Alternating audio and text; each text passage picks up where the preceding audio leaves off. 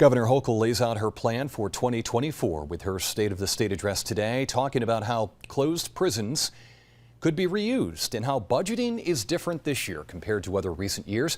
Here's Sandy Torres. We cannot spend money we do not have.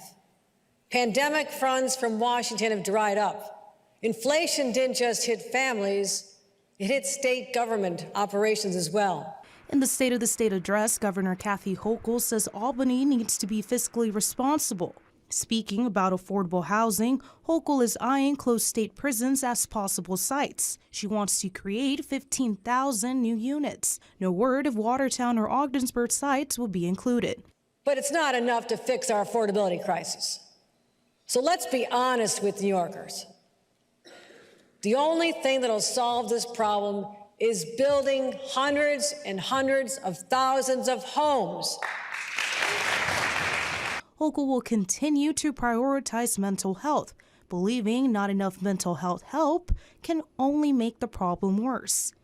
Often the people involved in violent incidences on our streets and our subways are victims themselves, victims of a system that failed to provide them the treatment they need.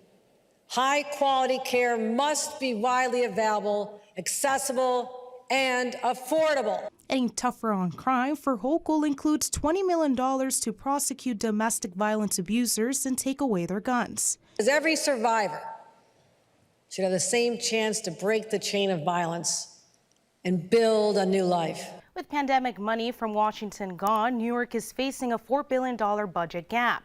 That makes this year's budget different than other recent spending plans. And it's an election year, so the governor likely won't turn to raising taxes. That means deals will need to be struck as to what gets funded and where cuts are made. Sandy Torres, 7 News.